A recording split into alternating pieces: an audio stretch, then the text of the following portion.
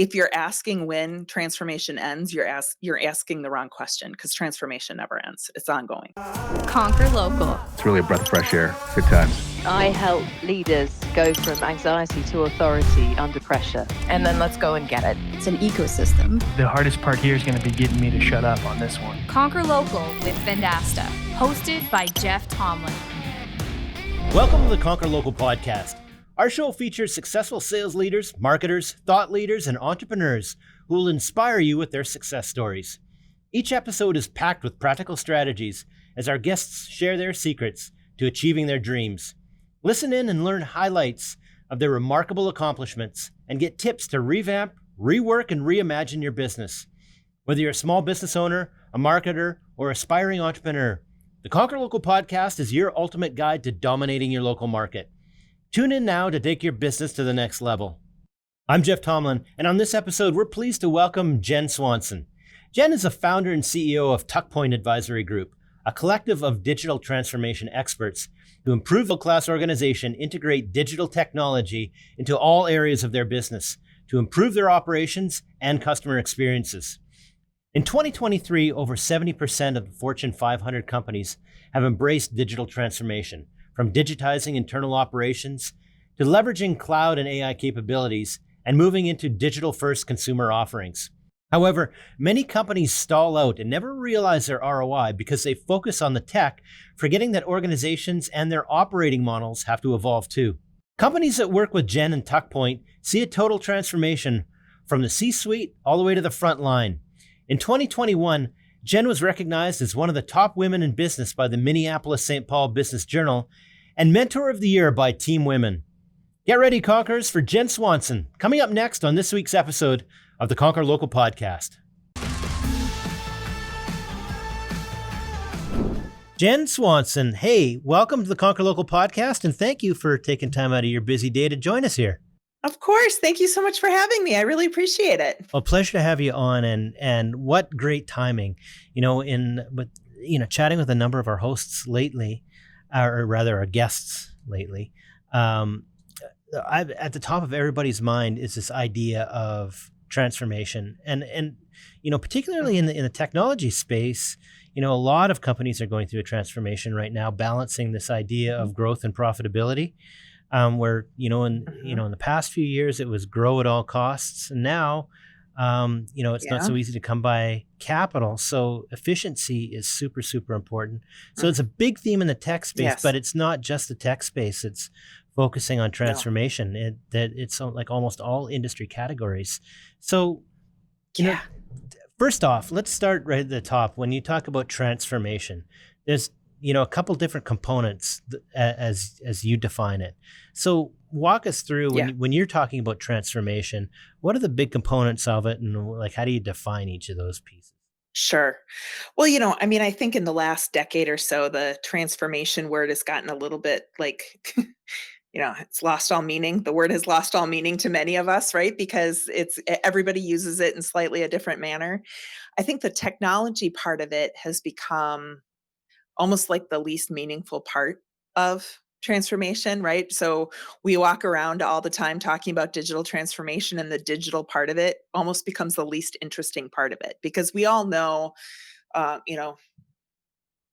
the digital transformation for me, when somebody says, well, what really is digital transformation? I talk about digital transformation is taking technology and making sure we are leveraging technology to the fullest in every part of our business. So it's not just in the old days, do we have a website? Are we e-commerce? Are we marketing online? Sure. That stuff's all table stakes now, right? Like nobody goes around saying, hey, we're going to have a web launch party, right? Because everybody assumes you're 24/7, 365 online. And nobody gets excited about that. The technology is ubiquitous. The parts that I think people don't talk about, and frankly, where I'm finding the most meaningful work in consulting with companies, is in the operational impact of transformation and the leadership, sort of the human side of transformation. What's the impact to the people, the organization, when you are trying to sort of keep up with the pace of the technology change in our world, right? So a lot of times what will happen is I'll talk to companies that, it kind of doesn't matter what industry you're in. Everybody's competing on experience. And when you're competing on experience, it matters as much about sort of how you're delivering your service or your physical goods as it does how you're delivering the billing and the payment ability or the servicing ability or anything that sort of surrounds the product itself. And that's the part that I think honestly has been the most overlooked as companies have transformed from a technological standpoint, is forgetting what the impact is to operations and customer service and service delivery. And I think that's really where, frankly, most companies are catching up now, and why we're still talking about this, right? Because Yeah. everybody's sort of taken on digital transformation. Not everybody has taken on that operational part of things, or that operating model, or that operational aspect of things. Let me ask you a question. So, a lot of the companies that you're working with, is it typically like Mhm. a small component that ends up needing to be adjusted or transformed, whether it's software or whether it's an operational practice, or do you find that a lot of the companies that you're working with really need to change a number of different aspects of the way they're not just operating, but the way that they actually deliver things? Well, so Jeff, there's two answers to that question. Usually they come to me thinking it's one thing, but I help them discover pretty quickly that it's kind of everything. It's really hard to just isolate and say, well, if we can just fix that one team, or we can just fix that one process, it'll be fine. I find that generally when we are talking about transformation, it's kind of like pulling a thread on a sweater. You pick at that one little thread, and all of a sudden the whole thing comes unraveled, right? It's very hard. And the reality is, because most companies aren't built in like small, neat little isolated packages where you can just take sales over here and they're just working over here in this nice little silo, and if they're neat and kind of walled off. And then you've got your operations team and they're kind of walled off, and you've got marketing over here, and maybe you've got IT over there.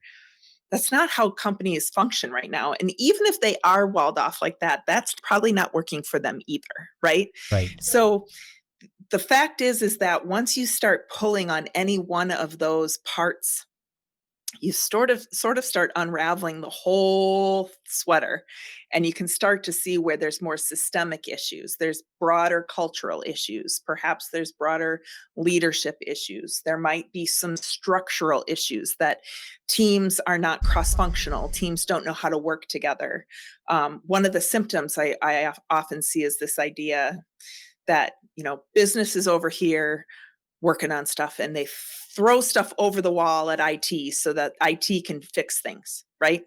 And as soon as I hear that anybody's throwing anything over a wall, there's a problem, because there should not be any walls in a modern organization, right? There should be teams working together towards a common goal. And so that's where you start to nitpick at some of this stuff, and you start to realize there's broader issues than maybe a single symptom. So I I'll tell you what I'm hearing, giving the perspective that I have and things that we tried to change in the Yeah. past in our company. Find when we start trying to change something, the projects always seem to get bigger and bigger. It's sort of like the way that you're describing. You pull a thread, and then Yeah. at some point the project gets so big that it's like, well, we can't afford to do that. And Yeah. so my question to you is, as you start to pull the thread on the sweater and unravel it, Mhm. how do you approach working through transformation in sort of like, do you break it up into bite-sized pieces, and like how do you approach getting it done? Because like I imagine, it could be overwhelming to an organization as you Sure. uncover more and more things that need to be changed. Yeah, so I mean, I think that there's a couple of answers to that. One is that we look for repeatable patterns whenever we can, right? So the idea is that we try to suss out some things that we might be able to try in. I mean, you can call what you want. I don't really love the word pilot, because there's some baggage with those kind of Yeah. concepts, but the idea of like some front runner teams that we can kind of experiment on, right? And once those teams get good at it, maybe those teams help evangelize to more teams, kind of becomes like a good virus that can start to spread some of these behaviors and try different things, right? Yeah. So sometimes what we do is we say we're just going to try it in a small scale experimentation and see what we can learn from it, and then see if we can replicate it, right? And spread it around in a in a positive viral sense, right? Yeah. So sometimes that's a way for us to limit our costs. I will tell you though that the best way I have found to limit that cost exposure for clients is to have it be something that we co-create together. So what I bring to the table is a couple of experts who have been there, done that, got the t-shirt, right? Like we've Yeah. been to that goat rodeo before. We know exactly how it's going to be run. We know exactly like where the clowns are going to pop out, right? And all of that kind of stuff. But internally they staff it with their people. So the manpower isn't all coming from outside the house, right? Yeah. The man and women power is not Yeah. all coming from outside the house, and that we're creating it together. And that has a couple of really powerful effects. One is that, I mean, clearly it keeps the cost down, right? And we become a little bit of train the trainers on some things, right? Where we can come in with our expertise. We can teach some key concepts. We've got, sort of a lot of the tools and artifacts, and like, again, that expertise, we can come in and teach a small group of people sort of what good looks like. And frankly, most organizations have a couple of people in engineering, in R&D, in a nascent product organization, in UX design, who have worked in organizations that have run a product-led organization before, or have done product management, or have done some of these different disciplines before. And we'll say, put them on our core team for a while, right? Lighten their duties in their day job and give them to us. And they'll become a part of the consulting team, Yeah. right? So they're not seeing it on their bottom line. It's not an expense, right? Right. But we become the team then that is working together, and we manage them to deploy it.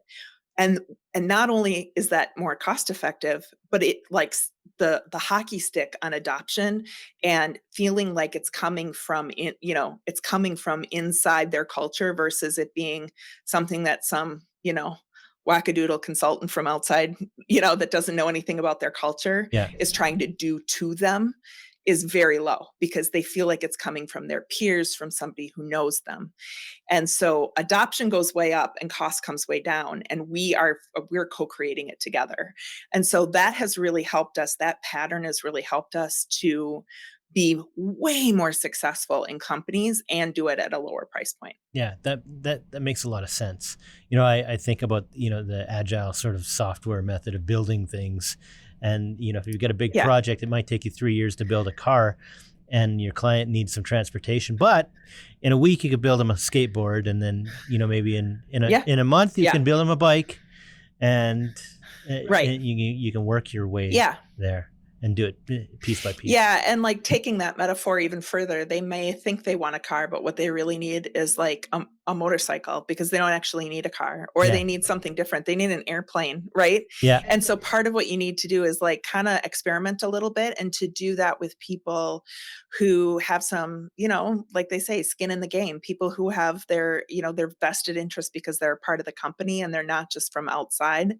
Because no matter how much you say, and frankly, like we mean it, we care a great deal about whether or not our advice is taken seriously by our clients. Like it's like it matters to us personally, but like, there's a lot of consultants out there that have ruined that line for us, Yeah. So like they have to see it to believe it, and they're much more likely to believe it when it comes from their peers inside the company. Right.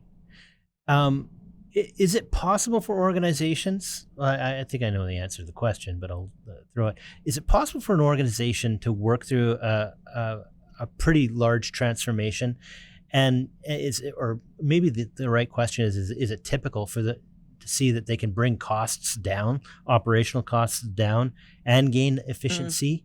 Or do you see that some of the fixed costs typically go up, but the efficiency of their organization improves? And does it take time to get one or the other? So I'm going to be super honest with you, Jeff. I have never seen a total net like efficiency gain, right? Now, what I have seen is that there are some areas where you get a huge gain, but they are often offset by expense increases elsewhere in the organization. Now, what I will tell you is that the efficiency gain may be in areas of lower value, right? Where, for example, um, in one of my clients, we were working with an operations organization that was working on digitization, and they were spending a ton of money on call center staffing. That was like literally like picking up the phone and telling people how to find a link to print out a claims form online. Like, do you have a computer? Can you go to this URL? Okay, click on the blue button. And then, do you have a printer? Okay, print that claims form, fill it out, and mail it in. Like that was, and they were doing that like 300 times a day. Okay. Yeah. That is an exceptionally expensive way to allow a customer to self-serve. Yeah. Right. Right. So think about that 300 times a day times 30 call center agents, right? Like think about how expensive that was. Now, that was offset. I'm not going to tell you that we eliminated 30 call center agents, because we didn't. And a lot of executives at that client got real excited about the idea that they were going to see these year over year expenses where like 30 call center agents, we were going to be able to cut that head count. It was going to be so exciting. Yeah. No, but you know what those 30 call center agents were doing less than 6 months later? They were spending time with clients, telling them, helping them navigate really complex healthcare like choices and how to find people. So they had much longer call times, which, if you've ever talked to anybody in a call center, what do you want? Short call times. Yep. So you can help more people. All of a sudden they were having these long conversations that were like very valuable to customers. So all the metrics went in the wrong direction for like what was typical, but all of the value metrics were through the roof, because customers were way more satisfied. They didn't have to wait as long. They got white glove treatment from these customers because we freed up these call center agents to do the high value work, instead of saying, click the blue button, hit print, fill out the claim, right? So we didn't have to hire more agents to do the higher value work. We shifted.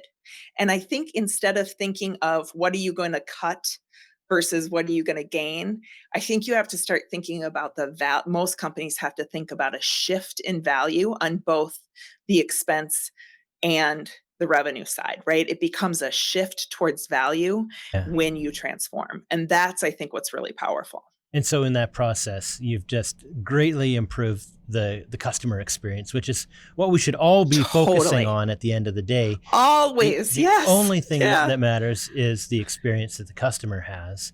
And so that goes up through the roof. And I feel like you've answered my question, because I was gonna ask you, why is it important to focus on how work gets done in an organization? And that's clearly one of the answers anyways. Right. Yeah. Right.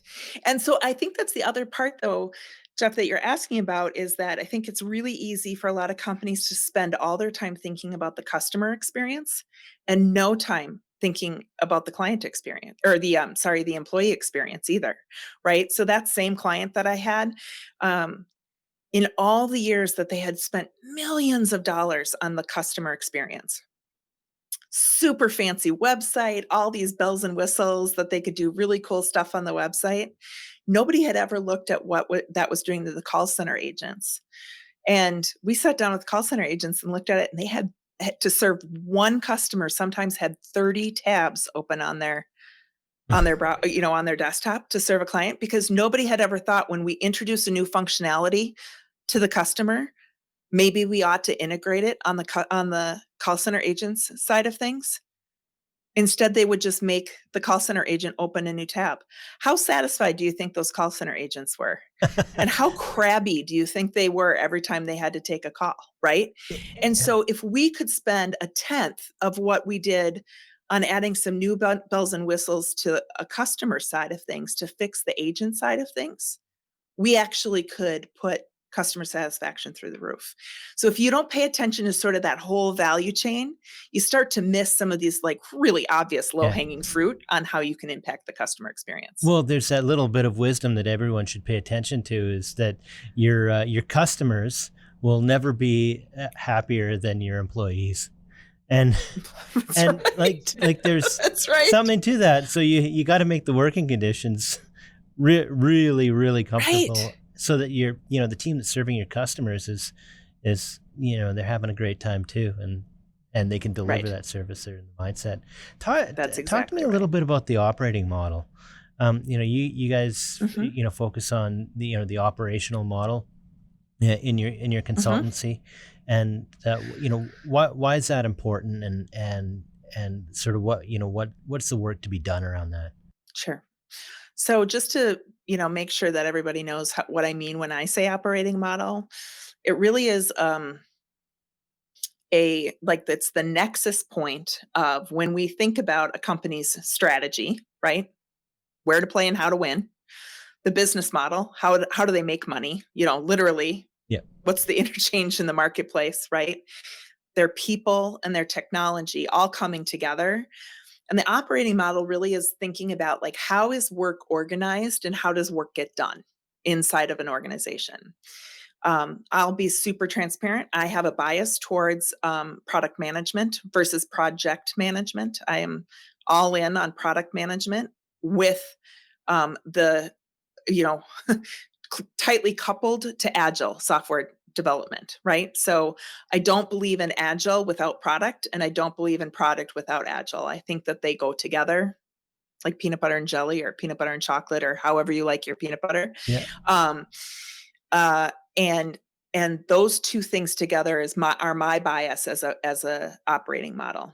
Yeah. And that idea of organizing teams around products, and products can be things that are sold, but they also can be experiences or capabilities or platforms that have to be managed over time, just like the thing that you sell, right?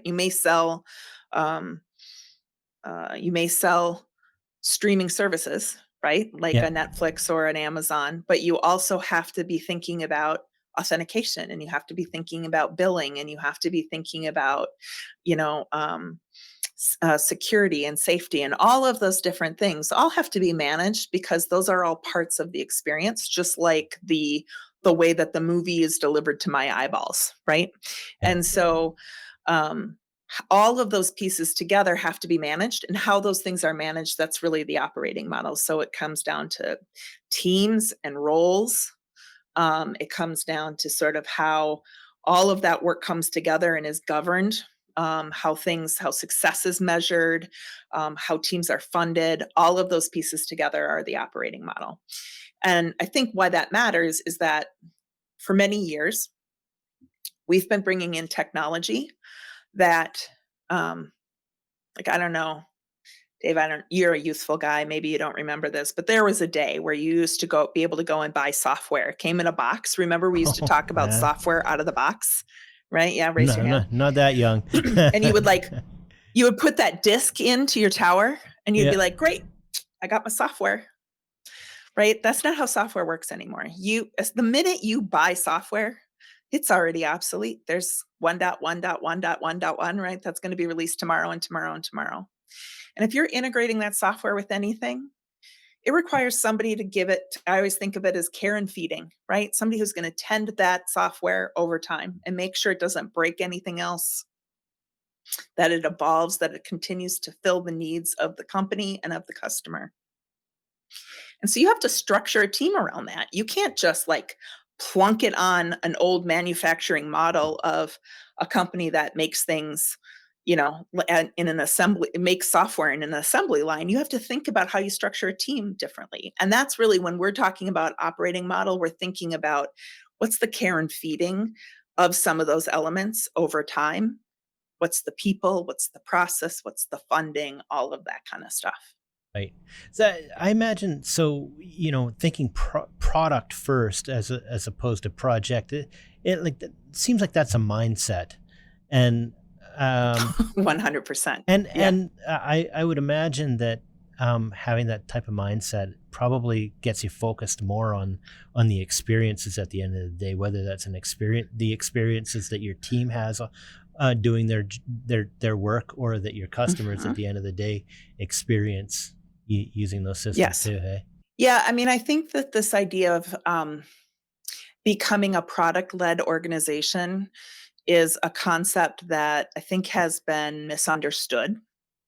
In the last couple of years, this idea of product-led growth, that's a very specific term that applies to, I think, very few companies. When you think about companies that are truly growing through the product with freemium, different pricing tiers and things like that, that's a very specific part of the market that does not apply to a vast, vast majority of companies. Yeah. But being product-led outside of that idea of product-led growth, really all that means is that you are putting the experience at the center of everything you do as a company. And that you are making decisions and valuing the experience of the customer, however you define the customer, above all else. That's not a bad way to do business, right? You are choosing to say, we believe that the experience is our competitive advantage, and we're going to make choices accordingly. What a great way to think about things. And, then your decision criteria when you're picking systems that you're going to use, whether it's a customer facing system or an internal system, is what's going to give us the best experience, or what's going to give our clients the best experience at the end of the day. And how you're going to integrate it. Is it going to improve the experience? Is that integration going to further the experience, or is it going to get us further away from the experience that we want to deliver, right? Yeah. I mean, it helps you make a whole world of decisions. Yeah. We could talk about this for a long time. We've gone through a lot of transformation just here at Vendasta, all the different systems that we've used, just integrating a bunch of new systems right now. And it seems like it's never ending. As you grow and go through different phases, this constant change in the systems you use is sort of, it never ends, but you have to adapt as you grow in different sizes. That is probably the adage that maybe we could end on. I'm sorry to interrupt, but the thing that I always have to say to people is that if you're asking when transformation ends, you're asking the wrong question, because transformation never ends. It's ongoing. Yeah. And we say around here, or at least inside of our walls, you really ship your structure. And it's not just your org structure, but the way that you organize how work is done. That's what you ship at the end of the day, and that's in terms of the experiences, right? And so it's important. If you wanted to leave the audience with a couple of takeaways, what would they be, Jen? Oh boy. Well, I think first of all is it's not too late to start. I think there are leaders out there that are like, oh, we're so set in our ways. We're so, we've been around for 150 years. We can never change. We're so, we're old and we're stodgy. It's just not true. Period. I can guarantee it. It's never too late, and you can always start somewhere. There's always some place in the organization that you can start. Kind of, we were talking about like those front runners. There's probably people in your organization right now that wish that they could try something new, try to work in a new way, try to experiment with some different approaches to things. They have an idea and they don't know where to go with it. Like, I can guarantee you someone in your organization is thinking that way. So if you can figure out how to tap into that, like, you can start to find that little thread that you can start to pull on. So that's, I think, I think you're never too stuck in your ways, and there's always somewhere to start. And then I also think, I'd be remiss if I didn't say, and you don't have to go it alone, right? There's lots of people out there that they've been to the rodeo, they know how to do this, and then you've got help, whether it's peers at other companies that have gone through it, consultants that can help you. There really are there's a wealth of knowledge out there to help you with going through it. So that's what I would say. Change is difficult when you're sitting there thinking about it, but it's not so difficult once you go do it. My wife made me finally get rid of my Campfire Club Monaco sweatshirt that had 45 holes in it and tattered arms and sleeves, but I She finally threw it in the garbage and bought me a new sweatshirt. And you know what? It was all right. So you just got to jump in and find a place to start. That's right. That's right. Hey, it's an absolute pleasure chatting with you on the Conquer Local podcast. Thank you so much. Thanks so much for joining us, Jen. And if people wanted to continue the conversation with you and reach out, how do they connect with you?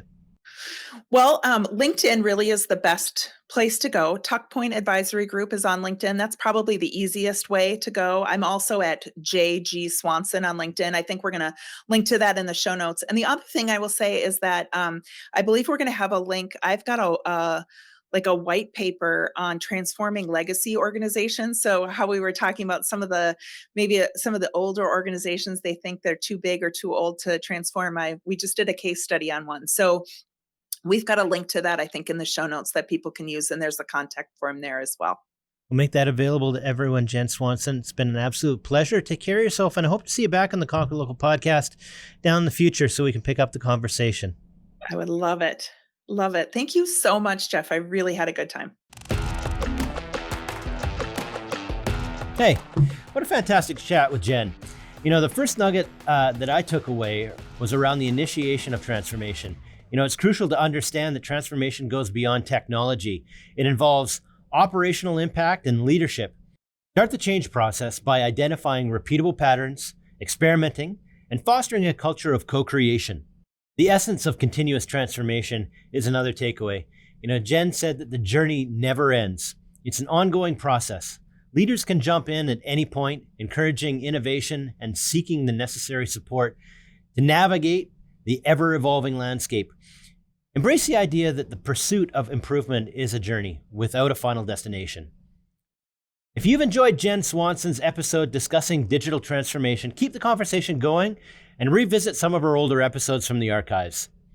Check out episode 623, The PepsiCo Way, Lifelong Learning and Leadership with Jorge Alzade, or episode 622, The Art of Traditional and Digital Marketing Strategies with Darren Anderson.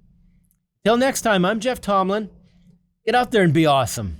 You've been listening to the Conquer Local podcast presented by Vendasta. Tune in next week for a new episode. Guest discovery and produced by Suleiman Adam. Marketing by Rory Lawford, Brandon Moore, and Suleiman Adam. Executive producers Brendan King, Jeff Tomlin, and Suleiman Adam. Recorded at Vendasta headquarters on the Canadian Prairies.